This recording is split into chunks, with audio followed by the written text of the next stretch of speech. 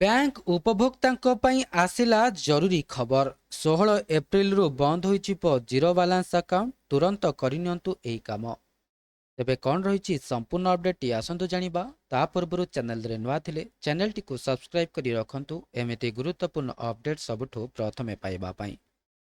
ଯଦି ଆପଣଙ୍କର ପଞ୍ଜାବ ନ୍ୟାସନାଲ ବ୍ୟାଙ୍କରେ ଏକ ଆକାଉଣ୍ଟ ଅଛି ତେବେ ଏହି ଖବର ଆପଣଙ୍କ ପାଇଁ ଅତ୍ୟନ୍ତ ଗୁରୁତ୍ୱପୂର୍ଣ୍ଣ। ବ୍ୟାଙ୍କ ସମ୍ପ୍ରତି ଏକ ନୋଟିସ୍ ଜାରି କରିଛି ଯେ ଆକାଉଣ୍ଟଗୁଡ଼ିକ ଗତ 3 ବର୍ଷ ଧରି ନିଷ୍କ୍ରିୟ ତଥା କୌଣସି କାରବାରର ରେକର୍ଡ କରିନାହିଁ ଏବଂ ବର୍ତ୍ତମାନ ଜିରୋ ବାଲାନ୍ସ ଅଛି, ସେଗୁଡ଼ିକ ଏପ୍ରିଲ 16, 2026 ଠାରୁ ବନ୍ଦ ହୋଇଯିବ। ଏପରି ଆକାଉଣ୍ଟଗୁଡ଼ିକୁ ନିଷ୍କ୍ରିୟ ବା ଇନଅପରେଟିଭ୍ ଭାବରେ ବର୍ଗୀକୃତ କରାଯିବ ଏବଂ ବିନା କୌଣସି ନୋଟିସରେ ଆକାଉଣ୍ଟ ବନ୍ଦ କରାଯିବ। ଏହାକୁ ଏଡ଼ାଇବା ପାଇଁ ଗ୍ରାହକମାନଙ୍କୁ ସେମାନଙ୍କର KYC ଯଥା ଆପଣଙ୍କ ଗ୍ରାହକଙ୍କୁ ଜାଣନ୍ତୁ ବିବରଣୀ ଅପଡେଟ୍ କରିବାକୁ ପଡ଼ିବ କିମ୍ବା 15 ଏପ୍ରିଲ 2026 ସୁଦ୍ଧା ସେମାନଙ୍କ ଆକାଉଣ୍ଟରେ ଅତି କମ୍ରେ ଗୋଟିଏ କାରବାର କରିବାକୁ ପଡ଼ିବ। ଏହା କରିବାରେ ବିଫଳ ହେଲେ ଆପଣଙ୍କ ଆକାଉଣ୍ଟ ସ୍ଥାୟୀ ଭାବରେ ବନ୍ଦ ହୋଇପାରେ। ଏହି ନିଷ୍ପତ୍ତି କାହିଁକି ନିଆଗଲା ଆସନ୍ତୁ ଜାଣିବା। ବ୍ୟାଙ୍କ ଦ୍ୱାରା ନିଆଯାଇଥିବା ଏହି ପଦକ୍ଷେପ ନିୟାମକ ନିର୍ଦ୍ଦେଶାବଳୀ ଅନୁଯାୟୀ। ଏହାର ଉଦ୍ଦେଶ୍ୟ ହେଉଛି ଦୀର୍ଘ ସମୟ ଧରି ନିଷ୍କ୍ରିୟ ରହିଥିବା ବା ବନ୍ଦ ପଡ଼ିଥିବା ଆକାଉଣ୍ଟଗୁଡ଼ିକୁ ହଟାଇବା, ଯାହାଦ୍ୱାରା ବ୍ୟାଙ୍କିଂ ବ୍ୟବସ୍ଥା ସୁରକ୍ଷିତ ଏବଂ ସୁଗମ ରହିବ। ଏହି ପଦକ୍ଷେପ ଆର୍ଥିକ ଠକେଇର ଘଟଣାଗୁଡ଼ିକୁ ହ୍ରାସ କରିବାରେ ମଧ୍ୟ ସାହାଯ୍ୟ କରିବ।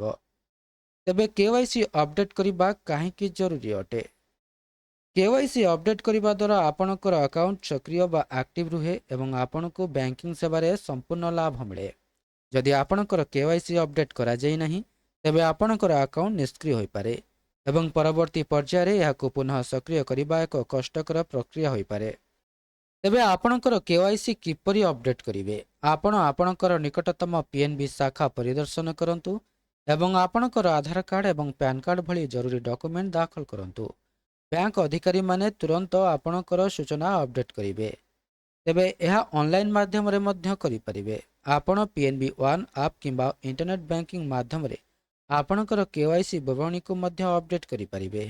ଏହା କରିବା ପାଇଁ କେବଳ ଆପ୍ରେ ଲଗ୍ଇନ୍ କରନ୍ତୁ। ଲଗ୍ଇନ୍ କରିବା ପରେ KYC ଅପଡେଟ୍ ବିଭାଗକୁ ଯାଆନ୍ତୁ ଏବଂ ଏକ ୱାନ୍ ଟାଇମ୍ ପାସୱାର୍ଡ ବ୍ୟବହାର କରି ଯାଞ୍ଚ ପ୍ରକ୍ରିୟା ସମାପ୍ତ କରନ୍ତୁ। ତେବେ ପୋଷ୍ଟ କିମ୍ବା ଇମେଲ୍ ମାଧ୍ୟମରେ ମଧ୍ୟ କରାଯାଇପାରିବ। ଯଦି ଆପଣ ବ୍ୟକ୍ତିଗତ ଭାବରେ ଏକ ଶାଖା ପରିଦର୍ଶନ କରିବାକୁ ଅସମର୍ଥ ହୁଅନ୍ତି ତେବେ ଆପଣ ଆପଣଙ୍କର ଡକୁମେଣ୍ଟଗୁଡ଼ିକୁ ପଞ୍ଜୀକୃତ ପୋଷ୍ଟ କିମ୍ବା ଇମେଲ୍ ମାଧ୍ୟମରେ ଆପଣଙ୍କର ହୋମ୍ ଶାଖାକୁ ପଠାଇ ପାରିବେ।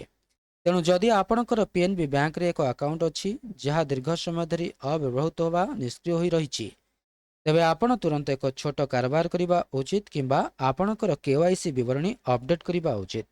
ଏହା କରିବା ଦ୍ୱାରା ଆପଣଙ୍କ ଆକାଉଣ୍ଟର ସୁରକ୍ଷା ସୁନିଶ୍ଚିତ ହେବ ଏବଂ ଭବିଷ୍ୟତରେ ହେବାକୁ ଥିବା ଅସୁବିଧାକୁ ଏଡ଼ାଇବାରେ ସାହାଯ୍ୟ କରିବ। ଏହି କାର୍ଯ୍ୟର ଶେଷ ତାରିଖ ହେଉଛି ଏପ୍ରିଲ 15, 2026। ଏହା ପୂର୍ବରୁ ଏହି କାର୍ଯ୍ୟ ଜରୁରୀ ସମାପ୍ତ କରିଛନ୍ତି।